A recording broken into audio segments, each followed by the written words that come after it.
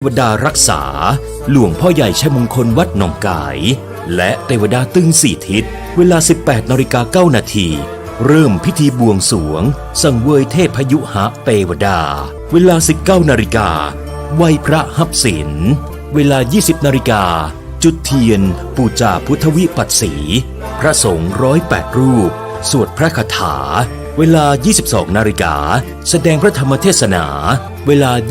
22:40 นาทีสวดเบิกเนตรเริ่มกวนเข้าทิพย์เวลาตี 1 กึ่งแสดงพระธรรมเทศนาพุทธาภิเษกเวลาตี 2แสดงพระธรรมเทศนา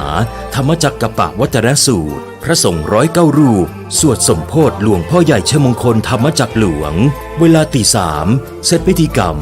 เจ้าพิธีท่านพระครูวินัยธรวรเวทเจ้าอาวาสวัดผักท่านกำลังติดตามรับฟังสถานีวิทยุกระจายเสียงพระพุทธศาสนาแห่งชาติและสังคมคลื่นเพื่อการศึกษาพระพุทธศาสนาและวัฒนธรรมระบบ FM 104.5 เมกะเฮิรตซ์รายการต่อไปเป็นรายการมรดกธรรมกำเมืองดำเนินรายการโดยพระครูวิสิทธิ์ศรีลาภรณ์ขอยกมือ10 นิ้วกราบนอบน้อมอย่างพระติรัตนะแก้วเจ้าตั้ง3 ประการอันมีพระพุทธเจ้าพระสัทธรรมเจ้าพระสังฆเจ้าอันเป็นสรณะที่เปิ่งที่เคารพนับถืออันสูงสุดในชีวิตกราบคารวะแตบไตไวสาปุญญาปารมีธรรมที่ปรึกษาเจ้าคณะภาค7พระเดชพระคุณหลวงพ่อท่านเจ้าคุณพระเทพโกศลที่ปรึกษาเจ้าคณะภาค7เจ้าอาวาสวัดศรีโสดาพระอารามหลวงพระเดชพระคุณหลวงพ่อท่านเจ้าคุณพระธรรมเสนาบดีรองเจ้าคณะภาค7เจ้าอาวาสวัดพระบรมธาตุเจ้าดอยสุเทพพระเดชพระคุณหลวงพ่อท่านเจ้าคุณเจ้าคณะจังหวัดเชียงใหม่พระเดชพระคุณหลวงพ่อท่านเจ้าคุณพระราชสิงหวรมุนีรองเจ้าคณะจังหวัดเชียงใหม่เจ้าอาวาสวัดพระสิงห์วรมหาวิหารจังหวัดเชียงใหม่ตลอดจนพระมหาเถรานุเถระเจ้าคณะพระสังฆาธิการ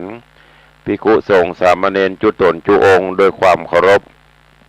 เจริญสุขเจริญพรปอกไม่ออกสถานบุญสันนิบาตตานเข้าจุหนุ่มเท่าใจยิงวันนี้ก็ขอน้อมต้อนรับทุกท่านเข้าสู่รายการมรดกธรรมกำเมือง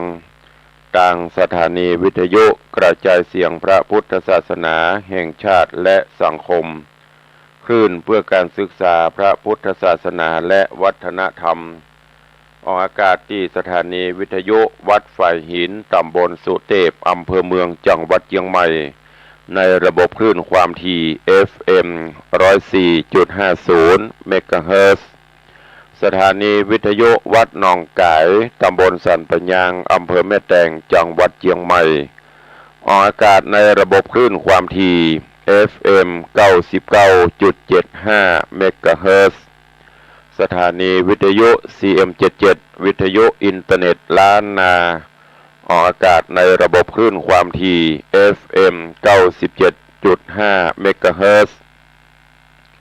สถานีวิทยุพระพุทธศาสนาจังหวัดเชียงรายออกอากาศในระบบคลื่นความถี่ FM 99.50 เมกะเฮิรตซ์พร้อมนี้ก็มีวิทยุชุมชนเสียงตามสายห่อกระจายข่าวตลอดจนพี่น้องญาติโยมสาธุชนที่รับฟังสัญญาณอยู่ต่างอินเทอร์เน็ตรายการนี้ดำเนินโดยอาตมาภาพพระครูวิสิทธิ์ศรีลาภรณ์เจ้าคณะตำบลป่าแดดเจ้าอาวาสวัดวังสิงคำตำบลป่าแดดอำเภอเมืองจังหวัดเชียงใหม่เป็นผู้ดำเนินรายการก็ได้น้อมนำสารธรรมคำสอนแบบพื้นบ้านล้านนาในรายการมรดกธรรมกำเมืองมาพบมาปะญาติโยมสาธุชนเป็นประจำกู้วันก็เจริญปอนญาติโยมทั้งหลายตั้งอกตั้งใจสดับรับฟังต่อไปณโอกาสบัดนี้นะโมตัสสะภะคะวะโตอะระหะโต สัมมาสัมพุทธัสสะสันทะโบฟังลาโสตุจนะสัพปุริสะตังลายตั้งยิงใจหนุ่มเทาอันนั่งท่าเฝ้าอยู่ดาฟังรสธรรมเทศนาสุวรรณเปะคำดังลำนำสนำมาเทศนามาถึงผูกทวนแปดไก่โกดแขวดมาตอนที่สองแล้วนาขอเชิญมวลหมู่ศรัทธาจุงทอมทาฟังไปนานี้แหละนาเมื่อนั้นเทวบุตรตนวิเศษอยู่ในเขตเมืองบนหูว่าตนน้องซอยทุกจ่องห้อยนานำมาตุกคำของข้างในปากกวางดงตาลจริงเดียวปันไหวว่องลงสู่ห้องดงไพรบันดลใจเสือเทาอันเป็นปี้เก้าเดิมมาฮือออกกูหาทำใหญ่แล้วเล่นไล่จอมกวางกาบมาวางต่อหน้าแห่งใจน้องลาบัดเดียวแล้วจะเลี้ยวตันต่อบอกน้องหนอใส่ใจว่าแต่ไปเมืองนากันทุกโศกรามองขีอนตะไลมีมาไกลไผ่ยะใหญ่มาเติงจุงล่ำเปิงเถิงปี้อันอยู่ที่นี่ดงไพรปี้จักไปโจเอกามเฮอล่วงล่ำต่างผ่านการเสือโด่งดานตัวใหญ่กล่าวเสียงควายสุดไปก็ปาปริวานหลายใหญ่หน่อยนับหลายร้อยหลายปันเข้าโด่งตันปากกวางไล่แล่จ้างกวางทลายฮือหนีหายแล่นลีไปสู่ที่ไกลตาอันพรานดงนาน้อยใหญ่บ่อาจได้ไปหานส่วนนอขุนทันน้อยนาดได้กวางงามอาจตัวปีเอาเชือกเส้นดีมัดไว้จักจูงได้นำมาออกดงนาไว้ว่องมารอดห้องเวียงใจก็นำไปถวายเต้าปาราส่วนพญาบาปกราหันเคยลาบุญมีน้ำกวางปีตัวใหญ่มาหือได้ตามกรรมลวดโกธาดำไม่เอาหน้ากรรมเศร้าเป็นพีบอกว่าอดีแลหาดักอยู่จากไว้ได้เหตุอุบายแต่งไว้บ่สมไฟคาดนิ่งวางส่วนนอพูดทางหนุ่มเนาก็กลมเกลาอันจุลีแล้วก็หนีกราพรากออกมาจากปาราถึงกูหาตูบน้อยก็กล่าวถ้อยไข่ปันฮือสลีสุพันนอนาเอาหูแต่เก้าถึงไปก็มิงหันและนาเตปันนาพละโยธาส่วนลีปนมากเดามี6 9เคยใจหากเป็นนายแก่หมู่เข้าไปสู่ดงดอนมีบะเนจรผ่านป่าออกไปก่อนหน้านำต่างเพื่อยับกวางตัวใหญ่ฮือหาฮือได้ดังมะดังเป็นเข้าดงเย็นเถื่อนท้องไปลอดห้องแดนไกลตามไพรพรานไพรหนุ่มเทาหากบอกเล่าใครปันก็บ่หันสัตว์ป่าจักเล่นกว่ามาไกล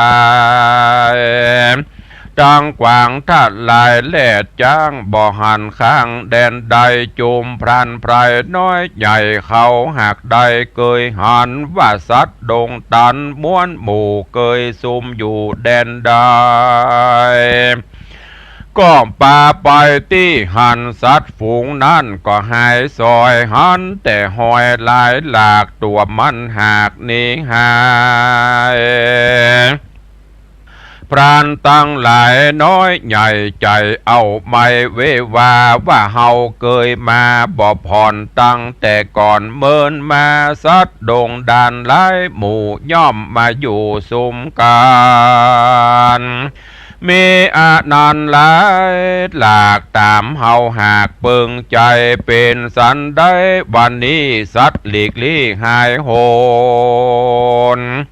เคยหกโคนยศใหญ่นำไพร่ใต้โยธาตั้งพรานดงนาดุ่มเทาสอดป่าเศร้าดงไพรเธอตาวันใส่ค่ำลามีอานันต์หลายหลากตามเฮาหากเปิงใจเป็นสันใดวันนี้สัตว์หลีกลี่หายโหนเคยหกคนยศใหญ่นำไพร่ใต้โยธาดังพรานดงนาดุ่มเทาสัตว์ป่าเศร้าดงไพรเถิงตะวันใส่ค่ำลาลงลับป่าดงตันก็บ่หันแลดใดยังสัตว์น้อยใหญ่ได้ยินตันใจลายหลากจุผู้หากมองขี้เข้าดงดีเถื่อนทองสอดควายห้องดงขวางบ่ได้กวางตัวใหญ่ดังเต้าไทยโป่งปาน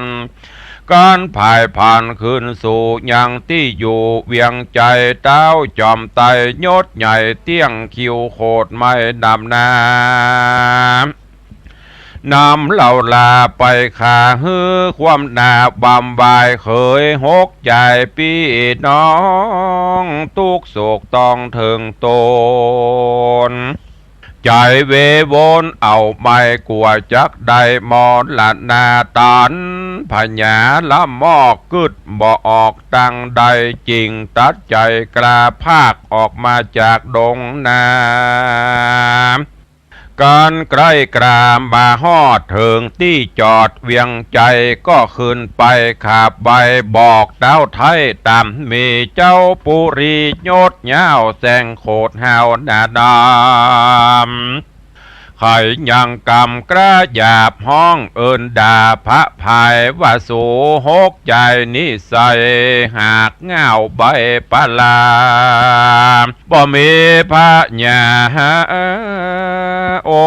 งค์อาจบ่ฉลาดซับเสียวเข้าดงเขียวเสียเป่าไปเสียหอเข้าได้ปันเคยใจน้องลาบมันเข้าป่าดงดานบ่ป้อนนานสักกากมันจุงจักลากนำมายังกวางดงนาตัวใหญ่ฮือกูได้เล่งหาน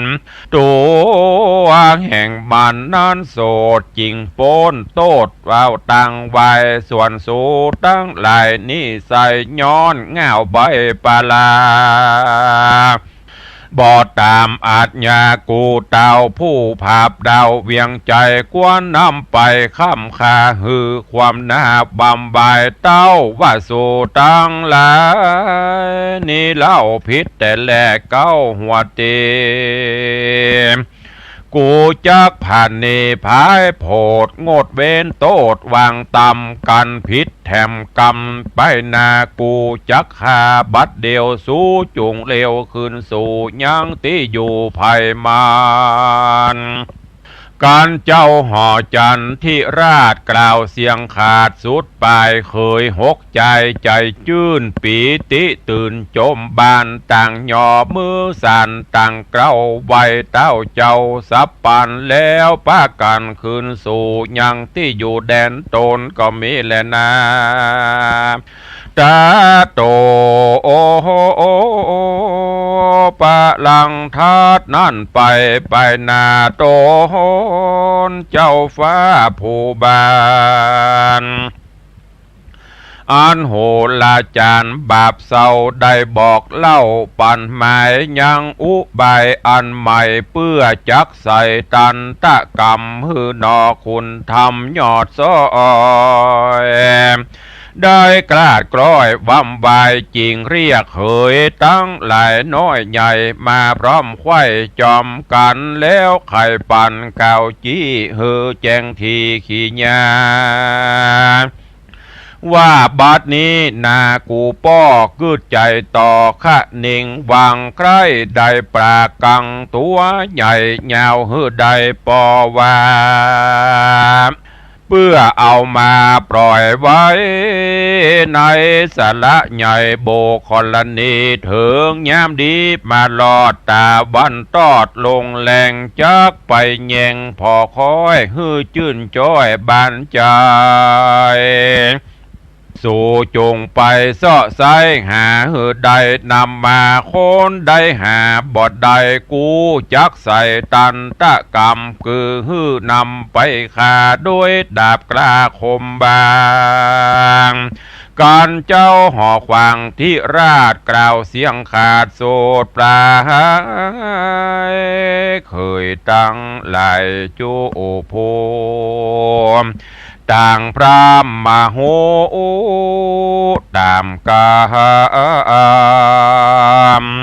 แล้วย่อมือตำต่างกล่าวไว้ป้อเจ้าผู้มีต่างลานี้ขึ้นสู่ยังที่อยู่แดนตนเคยหกคนผู้ปี้มีใจกรี้จมบานว่าตามวังทานจุดาวย่อมมีป่าข้าวป่าข้าวป่ากังตามบวกวังนองลองอยู่นอกห้องปลาเคยหันมาหลายหลากหาบ่อยากดีลีเครื่องมือมีหลายสัมดาพร้อมพร่ำจุประการแล้วปาริบแล้วก็ปาปาริวานมวลมากออกไปจากเวียงใจด้วยกันไปเป็นถอยนับอ่านร้อยเป็นตรารีบไกลกลาบ่ายนาไปสู่ต้าวังตานก็มีหันและนาส่วนเคยใจน้องซอยหนอพระยอดซอยบุญภายเจ้าคนเดียวได้เตียวกว่าไปสู่ต้าวังทานอาทิษฐานกึดฮอดเถิงปี้ยอดใส่ใจแต่เมื่อไหนชาติก่อนอันไปเกิดบ่อนนาคาเป็นพญานาคฤทธีมากนานามว่าข้าแด่องค์คำปี้ไทยบัดนี้ตุกเอาไม้เรโรนมาเถิงโตโอ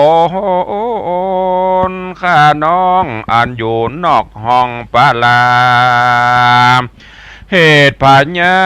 โยดยาวผู้ภาพดาวปุรีอาจยามีตกใส่ฮือหาปลากังใหญ่ไปถวายด้านกฎหมายจีบอกฮือยาวสี่ศอกเป็นตราก้อนว่าหาบทใดเต้าจักใส่ตันตะกรรมคือฮือนำไปฆ่าเฮือความหน้าเมื่อมอนข้าอาวรล้ำโลนเตี้ยงบ่อโปนมรณาเหตุว่าหาบทใดยังป้าใหญ่ตามกรรมตั้งจิบจำแห่แน่ง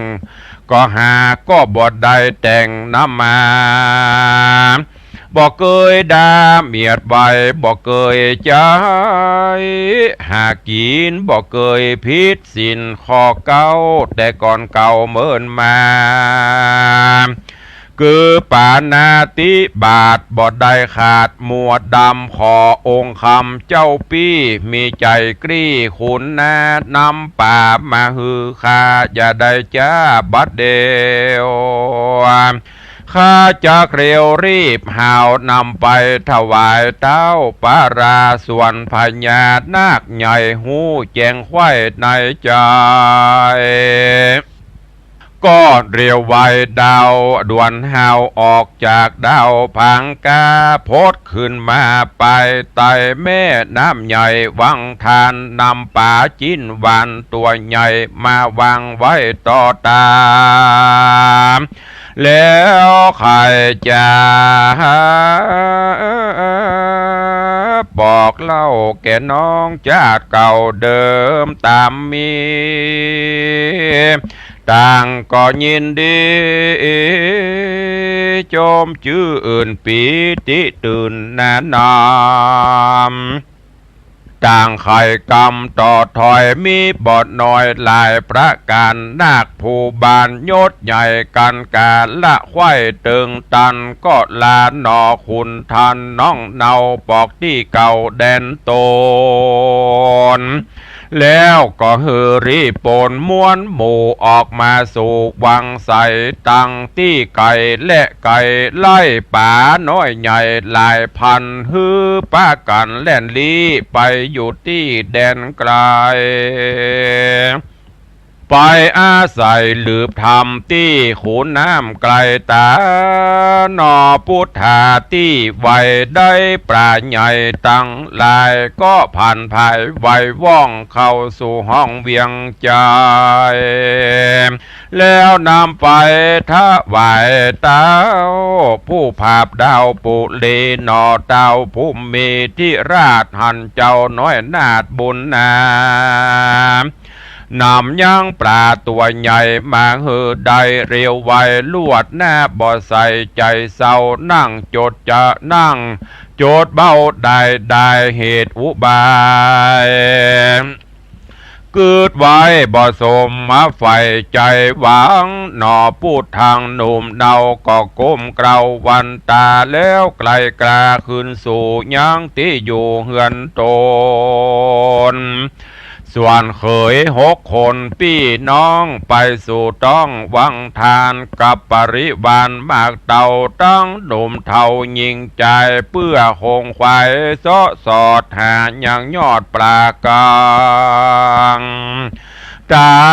มบวกวังหนองล่องควายจุห้องนาพ้องก็มาสาลงสู่แม่น้ำงมเสียงซ้ำวังใส่พ้องตอดแห่ปาจุแห่งพ้องลากเน่งตกจำปลาบ่คำลงข้างอยู่ต้าตั้งแดนใดจุวางใส่เปล่าจอยป่า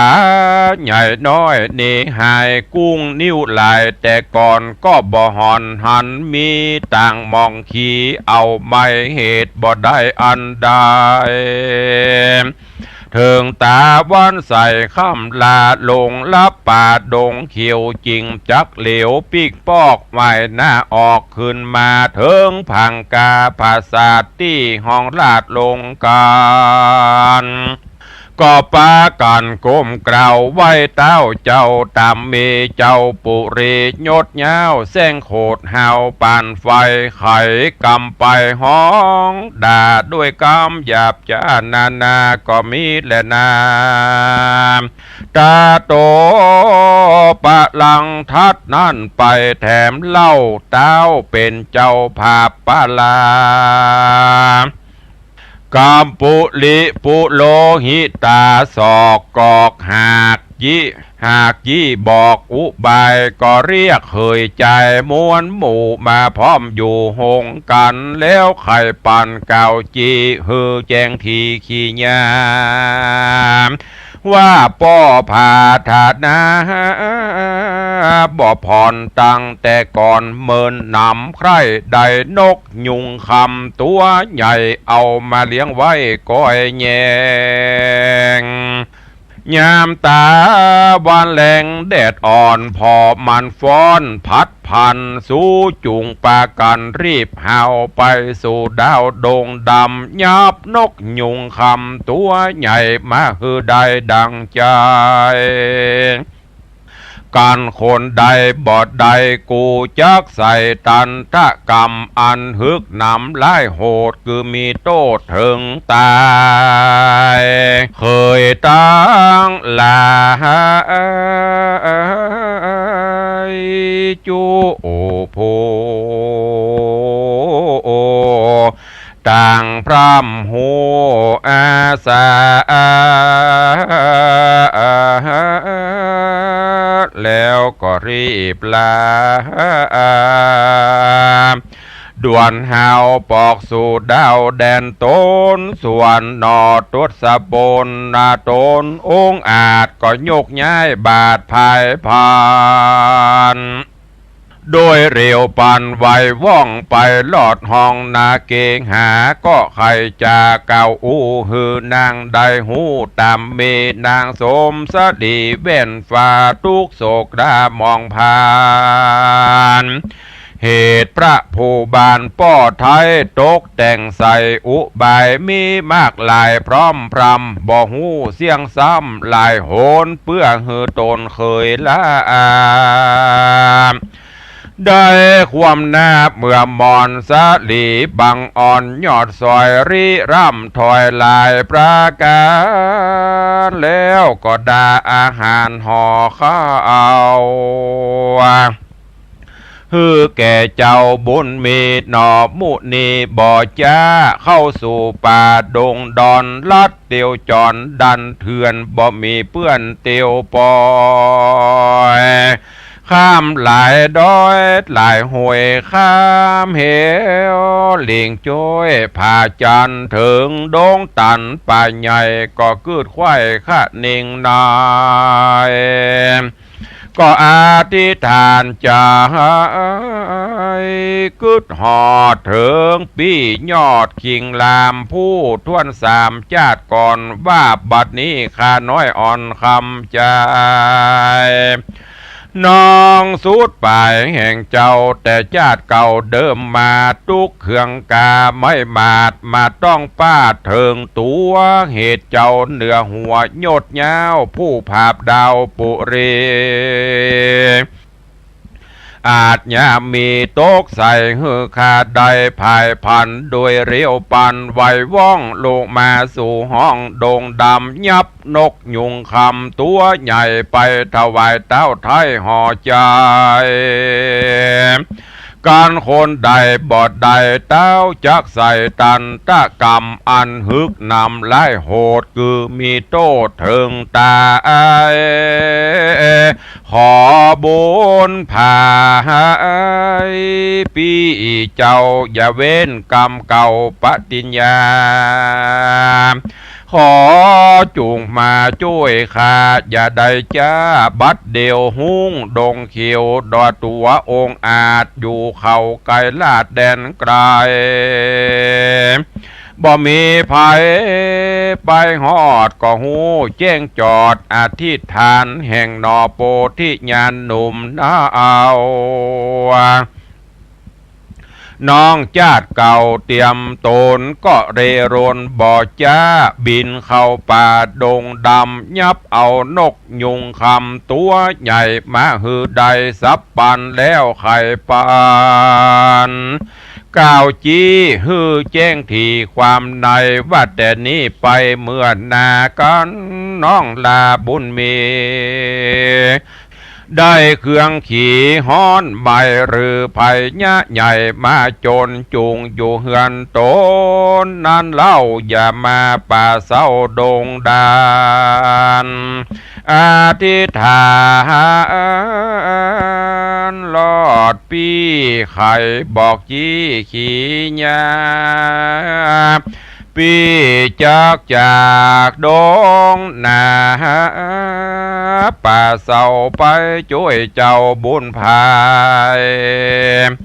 ฮือสมหมายไฟหอยบ่ฮือกลาดกร้อยวิทวามตนใจลามน้องเนากับหุ้งเจ้าดงพราย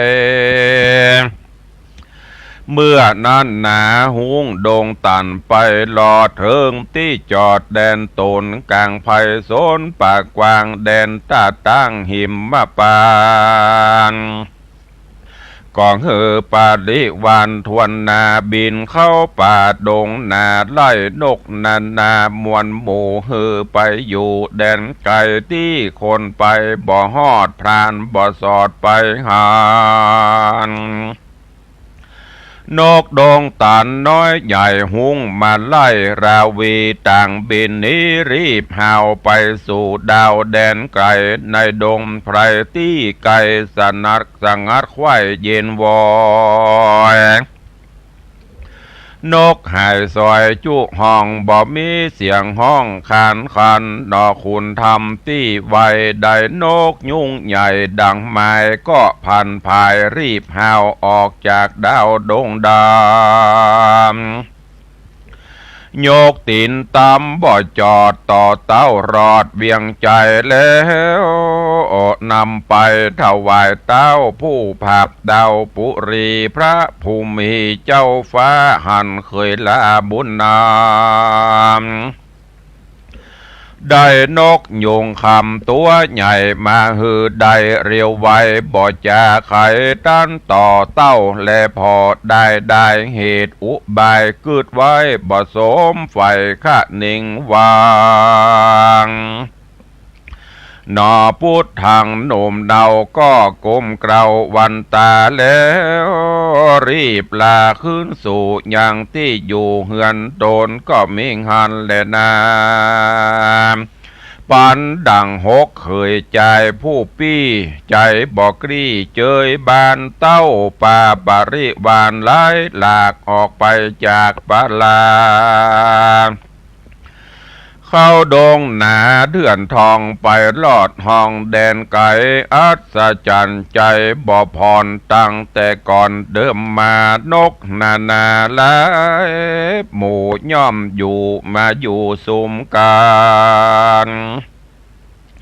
ห้องขานขันตอบทองเสียงมีกองโด่งดำตั้งนกเอี้ยงคำเขามินตั้งนกอินเล็กโลกอินและถวาดนกกะดันจอกบินเข้าออกสะโซนบินเวียนบนสอดเซลเฮินลดเลี้ยวเลยการนกเขาขันเรียงกู้พ้องจับอยู่สาขาพ้องอยู่เฟยนาสอไซกินลูกไม้ไปบนนกไผ่โสนลายหมู่เกยหันอยู่น้ำน้ำบัดนี้นาเปล่าว่างบ่มีข้างแดนใดนกในไพรหายกว่าจุปงป่าเย็นวอยนกหายซอยเสียงขอดบ่บินสอดมากลายหกเคยใจปี้เก้าห้อนไม่เอามองผ่านป่าปริวารลายแลเสาะจุแง่ดงตาลก็บ่หันและใดอย่างนกใหญ่ยุงคำแม่นนกโด่งดำน้อยใหญ่ก็บ่ได้เล็งหันถึงตะวันค่ำลาลงลาปาดดงเขียวจริงปอกเหลวขึ้นสู่ยามที่อยู่เวียงใจแล้วไปคืนขับไว้บอกเต้าไทยตามมีเจ้าปุลีโยดแซงจิ้วโคดนานามแซงไขกำหยาบจ้าจมแจ้งด่าหลายประการก็มีแหละนามตาโตโอปะลังลาจาดังนี้เป็นบัดนี้แดเตอตาโตปะลังถัดนั้นไปบ่จาตนเจ้าฟ้าผู้บานมีใจหานกำเศร้าป่องข้าเจ้าบุญนะก็เรียกพระโรหิตาผู้ใหญ่มาอยู่ไกลเร็วปันแล้วไข่ปันถามเราว่าดูราปู่เท่าเตรียมใจด้านใดไข่ก่าวจี้ฮือแจ้งทีอุบายบาดนี้จะผู้ถอยไล่มันเนี่ยใดจุอันการจักนำมันไปขาฮือความหนาบำบายคนตั้งหลายตัวดาวเตียงจักกล่าวนินตาว่ากูนี่นาให้โหดเหตุมันบ่มีโทษอันใดด้านจุงกะหนิ่งในกึดเล่าหาอย่างเก้าอุบายเพื่อฮือมันตายด่วนสันบ่ฮืออยู่มันไปนาน ปาโรหิตาจารย์ผู้เฒ่าก็กลมเกล่าวอัญจุลีว่าขอพระภูมิยศใหญ่ตกแต่งใส่อุบายเรียกเคยตั้งหลายม้วนหมู่มาพร้อมอยู่จอมกันแล้วไข่ปานโป้งขาดฮื้อแป่งภาษาดใสสีสูงงามดีหลายหลากเจ็ดจานหากเป็นตราตกแต่งดาเลิศแล้วประดับโดยแก้วและแสงติดคำแดงเรืองเรือพอจุเมื่องามตาผ้าฟ้าพังกาจุห้องก็โตควักต้องหลวงลายมีรูปตั้งหลายน้อยใหญ่คือหูป่าไม้ดงดอนลูกกินนาร้อนแอนฟ้อนดาหูปเป็นกู้ซ่อนกินนรีหูปราชสีแลดจ้างคือปากกวางกวางฟานเสือปากกวางกวางฟานรูปนกดงดานพร้อมควายหูปแม่น้ำใหญ่กงกาหูปขุนอินตาบุญกวางเป็นเจ้าจ้างเอราวัณรูปสาวสวรรค์อยู่ฟ้าเล็งพรหน้าจุมปูตามประตูหน้าปล่องตกแต่งย่องดูงามหิ่งเด้งจามหิ่งเด้งจามใหญ่หาดลมปัดกวาดลมปัดกวาดปูนฟังสร้างคนละหลังแข่งตาพร้อมทวนนาเจ็ดใจ2 เดือนหมายเมียดไว้ฮือพร้อมควายจุประการใจสามานต่ำจะบ่มีไพร่ฟ้ายิ่งใจคนเดียวได้กว่าจอยซ้ำตกถอยอนาถาเงินคำขาหาบอดใดตั้งเครื่องใจครัวแป่งแก้วและแสงก้ามากมันจักใดจากแดนใดสูตรวิสาหายแต่สายกึ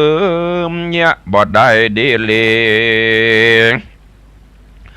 เจ้าปุรียศยาวฟังคำกล่าวทุนสาแห่งปโรหิตาผู้เท่าก็กึดเล่าหันตันจริงเหลวปันโป้งขาดบอกอำมาตย์คนนายว่าดูราคุณตั้งใจผู้แกวนมึงจุงเล่นพันภายเรียกเคยใจน้อยใหญ่หือมาพร้อมควายบัดเดียวอำมาตย์เร็วรีบหาวตามกำเต้าปั่นหมายกันเคยตั้งหลายมวลหมู่มาพร้อมอยู่จอมกันเจ้าหอจันทิราชก็โอกาสใครจะตามปโรหิตาผู้เฒ่าขาบอกเล่าอุบายฮือเคยตั้งหลายน้อยใหญ่หูแจงควายจุคนก็มีหันและนาเตปันนาจัดนาส่วนเคย6 คนปี้เก้าฟังเต้าเจ้าไข่ปานก็ปาการรีบหาวปอกสูดดาวแดนตนรีบเลนลนแต่งห่างยังหมู่จ้างปังไปล้อเกวียนลายพร้อมควายตังเครื่องใจอาหารคือข้าวสารหลายหลากตังจีนตากป่าตายพริกเกลือลายพร้อมเสียงตังหมากเมียงปูยาแล้วยกโยธาพร้อยตายนับอ่านได้ปอปันรีบภายผันกราพรากออกไปจากราชธานีเข้าดงรีเถื่อนทองไปรอดห้องแดนไกลโยธาในหิวหอดจิงแป่งปางจอดเศร้าซา ถึงวันมาผูกจะยมเคยเก้า6 คนก็ฮือรีพลไพรตายตัดแต่งไม้ใหญ่งามตาเปื้อดังดาแต่งหางตามนายจ้างไข่ปันพ่องก็ฟันพ่องถากเอาจ้างลากนำมาเลื่อยเป็นฟ้าเป็นแป้นตามอันแกวนเดิมอ่อนแต่งเป็นก้อนก้านฟ้าเป็นจ้อฟ้าปันลมเป็นไม้เป็นปมแปะออกพ่องต้องดอกลวงลายพ่องก็หมายเมียดไว้ยังเสาน้อยใหญ่นาตกแต่งดาจุสิ่งครบถ้วนยิ่งจุอันเสียงคืนวันหลายหลากเดือน1หากเป็นไม้6เคยใจยศใหญ่ก็ฮือไพร่ไตโยธานำเครื่องนานามวลหมู่ปอกมาสู่เวียงใจแล้วเร็วไวแต่งสร้างยังปราสาทกวางเจียงคานตามราชองค์การป้อไทยหากได้หากตกใส่บางปั่นตั้งคืนวันบ่จอดเดือน1รอดตึงมาการนาน้อยใหญ่จริงเมียนควายดังใจ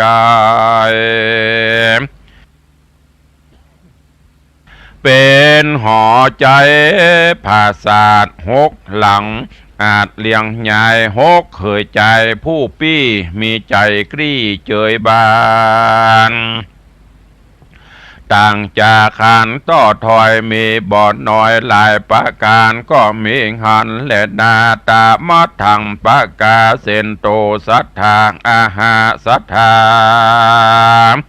อันว่าสัพปัญโยพระพุทธเจ้าตนเป็นปิ่นเกลาติโลกาจารย์หันอัฏฐานิตันไปแจ้งพระจริงแสงเทศนา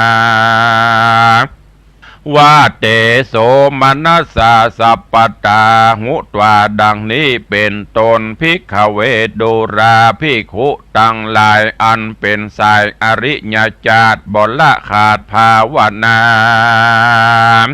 ส่วนเคยพญาปี้เก้า6 คนเล่าเป็นหมายนามรีปนลายไพร่ไตสั่งภาสัตว์ใหญ่ใสสิงบัวระมวนเดจุสิ่ง6 หลังยิ่งเจียงคานตามองค์การเต้าไทยหากตกใส่วังปันเขาปะกันจมชื่นปีติตื่นยินดีต่างไขว่าตีกล่าวอูว่าบัดนี้หมู่เราราบอกเครื่องกาแต่โสดเตี้ยงปนโตดต่างตายส่วนว่าใจต่ำจ้าอันเป็นเคยลาเราราบ่มีปัจจาไพร่น้อยเป็นกู้หวยเตรียมตนบ่มีรีปนน้อยใหญ่หับช่วยใจกระทำการบ่มีผู้จำนานจะลาดควักเต็มวาดลวงลายเครื่องไม้หลายน้อยใหญ่หาบ่ได้แดนใดไม่มีในป่ากว้างมันบ่มีจ้างปังปายจังล้อเกวียนลายจักลากออกมาจากดงตันกันถึงวันมาไข่มันสร้างบ่ได้ดังหมายมันเตียงได้ตายความนาด้วยดาบกระคมบางตามเจ้าหอขวางป้อไทยได้บอกไว้เป็นตราจุมเราราจุผูเตียงได้อยู่เจยบานสุขสำราญจื่นจ้อยมองต่ำก้อยหายโหนเคย6 คนผู้ปี้ตั้งใจกรีโสมนัสสาต่างไข่จ้าต่อถอยดูแขวนเจ้าหน่อพระยอดสวยนาก็มีหันและนาโปธิเอสาโตปา นะส่วนโพธิสัตว์น้อยใหญ่อันเต้าไทยโปร่งปานสร้างหอจันภาษาเจ็ดจันหากเป็นหมายกันผ่านภายไปรอดถึงที่จอดเก๋งหา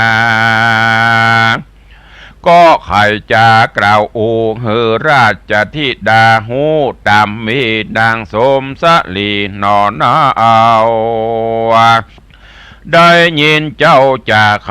มิหอนละไทยต่ำก้อยริร่ำถอยปริเวทนาว่าเจ้าพาลาตนป้อบอกคือต่อเหงาไก่เต้ามีใจโคตรกล้าใครเคยน้องลาบำบายแต่งอุบายเตื่อมซ้ำมีพร้อมพร่ำลายแสงบัดนี้แปลงภาษาเจ็ดจันอาจเรื่องไรปี้บ่มีผายสักผู้จักมาเป็นกู้เตรียมตนบ่มีรีโปนน้อยใหญ่ต่างไพร่ไตพระจาจักอาสาช่วยสร้างหือสมไฟอ่างคะนิ่งหมายจังปังปายน้อยใหญ่อันจากลากไม้นำมาต่างจ้างนานามวลหมู่ผู้ฉลาดหูปกแป่งตังแก้วแสงกล้ามากจักเอามาจากแดนใดสูตรวิสัยลำมอกกึดบ่ออกหันโหนปันดังโตนแห่งปี้เตี้ยงถึงตีวำใบกันปี้ตายหมูน้องก็บ่อยู่เป็นคนจากเรโรนรีบหาวเป่าลงดาววังใสตายไปจอมปี้เสียงตี้มองผ่านหรือจักกินง้วนสานปิดให้ตายโดยง่ายบัดเดียวหรือเอาเจือกเนวบอดน้อยมัดคอห้อยเมื่อมอนยามอาวรถูกต้องบ่มีพี่น้องบงใหญ่ยามเข็นใจกันอยากพี่น้องพรากหายโหนยามเมื่อตนตกต่ำต้านคำย่ำดูเบายามกวางเมาปันบาบ่มีปูปาตายายนางคิงผาอ่อนน้อยริร่ำถอยลายประกันนอโปธิญาณหนุ่มเนาก็ลมเล่าเอาใจว่าดูราสลีนงใบเฮ้ยน้องไทยน้องอย่าได้มองขี้อย่าไขว่าตีนักโสดบ่มีประโยชน์อันใดริร่ำไรเสียเปล่าตุกตัวเก่าได้กวนกฎหมายสั้นทีแม่นที่ตามธรรมคนนำในโลกสุขทุกโศกสุนกา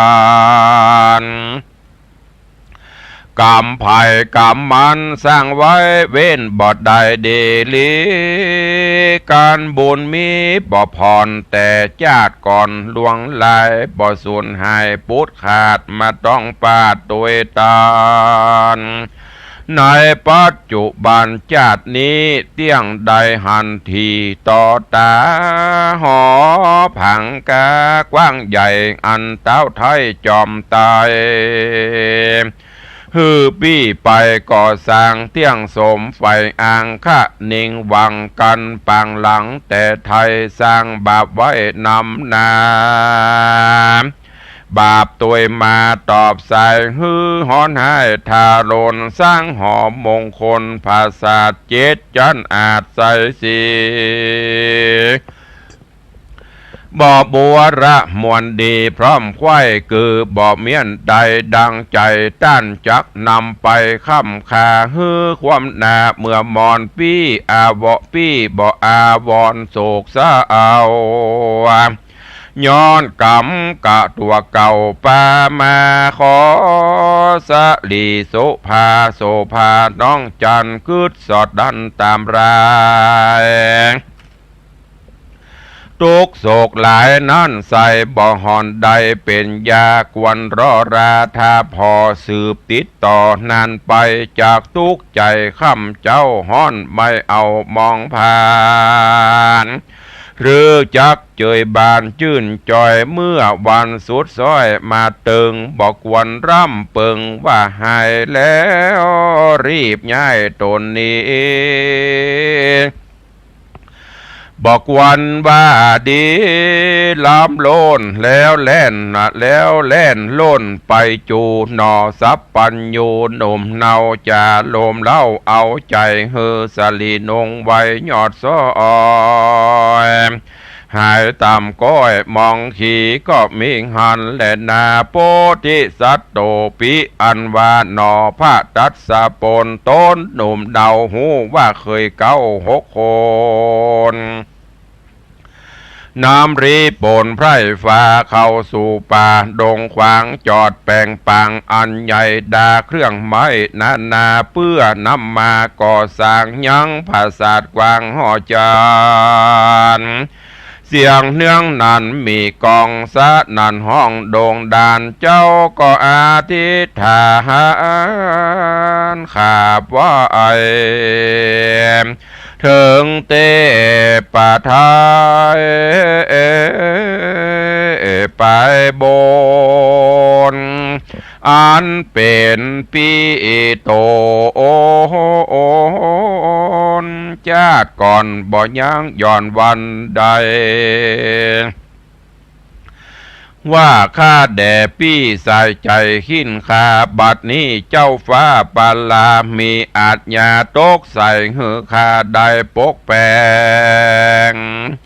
ยังห่อคำแดงภาษา7 จันอาจเรื่องไรฮือเรียวไวเมียนจอด2 เดือนฮอดเป็นหมายกันสร้างถวายบ่ได้บ่เมียนควายตามกรรมต้านจักนำไปคาหือความนามอลาดนาขอพี่สายตาอย่าจ้ามาช่วยคาคำใจน้องสูดปลายแห่งเจ้าแต่จาดเก่าเดิมมาหือเครื่องกาหายขาดตุกไม่มาดหายโหนเฮือจุมคนโลกไตลือเล่าไว้เมินนานเฮือเต้าผู้บานใจหยาบได้หูบาปและบุญจักเป็นกุลผาเสดพละเกิดด้วยมาหนอพุทธาหนุ่มเนาอธิษฐานละดังเล่าดังตั้งวันก็มีหันและนาตาเตวาปุตโตเมื่อนันเตวาบุตตนบุญกวางอยู่เสพสร้างเมืองสวรรค์หูว่าน้องจอมขวัญจาดก่อนตุกทางคอนถ้านัดใจก็เร็วไวไปไวซึ่งเต้าไทยอินตาว่าข้าแด่มหาราชเจ้าตนเป็นปิ่นเกลาโขงสะวันบัดนี้จอมขวัญแห่งคาในลุ่มฟ้าเบื้องคนใจเมาวนกั้งแกนตุกทางแน่นโถมนาขอคุณนาช่วยกำฮือล่วงล้ำโผยภัยแล้วก็ใครบอกเล่าตั้งแต่เก้าเดิมมาฮือคุณอินตาบุญใหญ่หูแจงควายจุอันคุณสะวันเจ้าฟ้าเล็งพอดหน้าจุมปูหานนอสับปัญญูยอดซ้อยตกต่ำต้อยนานำจริงเรียกวิสุกรรมบุญใหญ่มาอยู่ไกลบัดเดียวแล้วจะเลี้ยวกล่าวจี้ฮือแจงทีสับปานว่าการถึงว่าสุดซ้อยอันเต้าใจถอยปันไม้ฮือผ่านภายรีบหาวลงสู่ดาวเมืองคนกะกำหนอตัดสะปนน้อยนาดคือเนลมิตรภาษาใสสี เฮืองามดีกว่าหมู่ก้าอันอยู่ย้ายกันแล้วเร็วปันปีกปอกไว้หน้าออกขึ้นมาการขุนอินตาบุญกวางไขกล่าวอ้างสูตรกรรมวิสุกรรมตนบุญใหญ่ก็ห้าบคำใจอาสาแล้วก็ลาขึ้นสู่ยังตีอยู่แดนตนก็มีวันนั้นและนาเนธิตาขีญาอันเตสนายังสุวรรณะแปะคำผูกทวนเก่าก็บังโกมสมเรสเดชกับญาติโยมท่านสาธุชนทั้งหลายวันนี้ขอความสุขสวัสดีจงบังเกิดมีกับญาติโยมศรัทธาทุกท่านอยู่เย็นเป็นสุขจุ่มเนื้อเย็นใจขอให้มีสุขภาพพลานามัยสมบูรณ์แข็งแรงเหมือนกันจุตนจุองค์จุผู้จุโคนเนอจัตตาโลธรรมาวัฏันติอายุวันโนสุขังปะลัง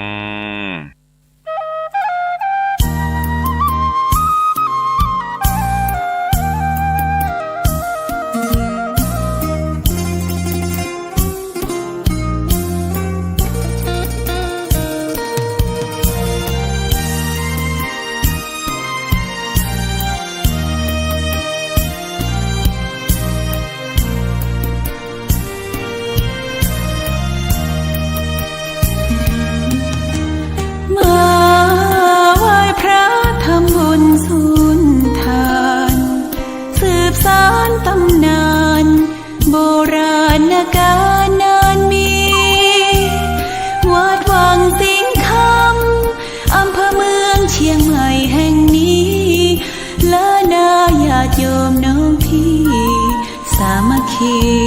รวมทานร่วมทุนวัดวังสิงคำรู้กันทั่วคอนพระครูวิสิตศิลาภรณ์เทศสอนให้พ่อ